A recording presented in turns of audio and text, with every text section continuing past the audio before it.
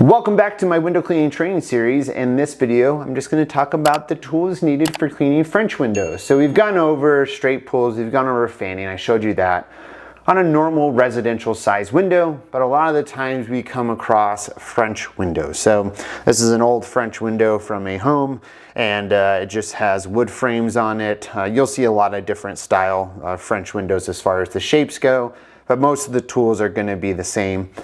First thing, definitely suggest getting a smaller scrubber. This is just a 6-inch sleeve, so it's going to be better for scrubbing these panes as far as that goes. You can also have combination tools like this wagtail high flyer to 7-inch. This is better for maintenance cleans, storefronts as far as that goes. Residential, I really like to have a smaller mop like this because it holds more water and a little bit more scrubbing power. You might need to use a walnut pad or steel wool to get a little extra agitation. The other thing that you really want to make sure of that you have is a 6-inch squeegee. I would get a 10-inch squeegee, and I would go ahead and get yourself an 8-inch squeegee for most French windows. You will have French windows that have little corner panes or panes that are too small for squeegees. In that case, what I suggest doing is getting yourself a microfiber, getting yourself some spray away, and using that and just polishing out the window the best you can. You can only do as good as you can there, or you can always custom cut squeegee channels as well. Let's just go over a little bit of the technique for French windows. It's really going to be very similar to the straight pull video and the fanning video that we just went over a couple of videos ago. So I'm going to get my mop all saturated with water and soap. I'm just going to use these middle panes here as far as for the example. I'm going to add a little extra soap to the strip washer. I already added soap in the actual bucket just so that you can see this a little easier on video. But want to make sure I get good agitation for the window, just like any window. Then let's go over straight pulls first. Now this is where pre-detailing is very, very helpful, and that if I was going to do straight pulls, this is what I would always do. So I will usually just pre-detail the sides, the top, and the other side. Or if you're going to be starting with straight pulls from your left, you can just do the top and the side there, just like that.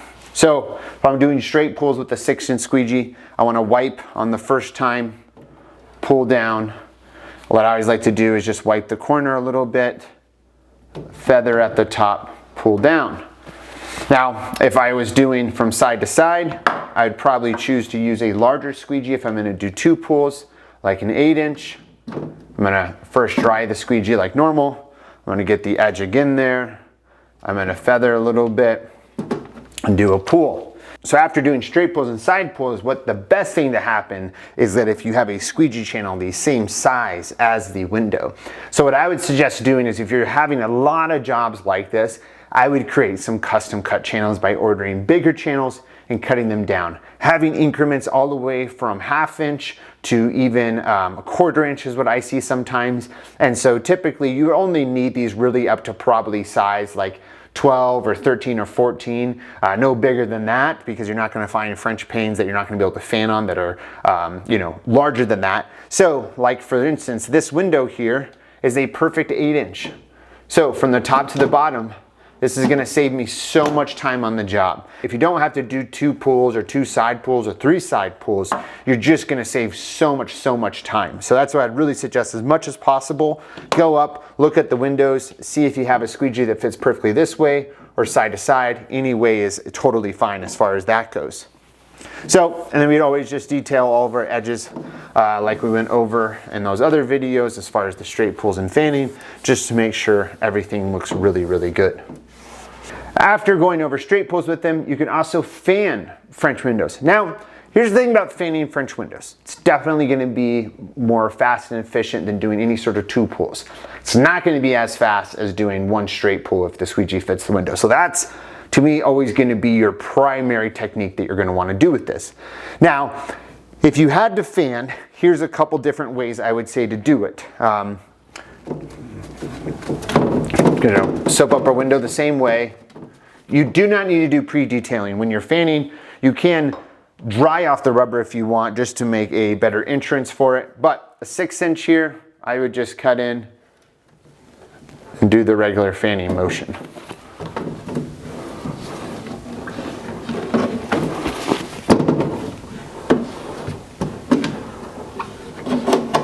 Leave minimal detailing.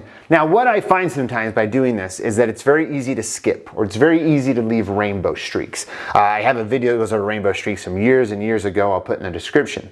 Now the thing about that is that you just have so much of a small area that you're making fast turns. So I would say that 90% of window cleaners I've worked with, when they use traditional methods as in fanning French windows, they don't always look the best. That's why I almost prefer straight pulls for French windows. Other fanning styles of techniques that you can use with a squeegee channel that's not the same size as the window is that you can just go ahead and do kind of a Z method. So a Z method would be, let's say we have a 10-inch squeegee, 12-inch squeegee channel would fit this window perfectly that way. I'm going to dry the rubber here. I'm going to pull it from here, go to the side, come down, and close out here.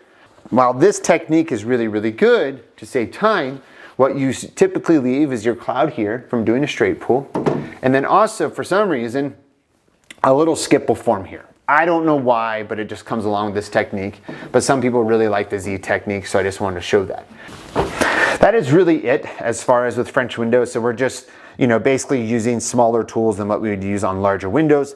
Those are some of the techniques you can use with French windows. If you're doing outside only French windows and you have a water fed pull, 100% of the time, always do that. It's gonna be really fast, it's gonna be really good quality. So most of this is, in these days, this would be for inside only. That's basically some of the techniques. Get yourself some smaller squeegee channels, get yourself a smaller scrubber, and you'll be pretty set to go for French windows. If you have ones that are just so small in the interior that you can't fit that, use some spray away or just some soapy water, polish it out, make it look good. You do as good as you can on them. French windows can be a little bit of a pain and that they're very time consuming. Have patience, turn on some good music and try to enjoy it as much as you can, but they can be great money jobs as far as the tickets for them.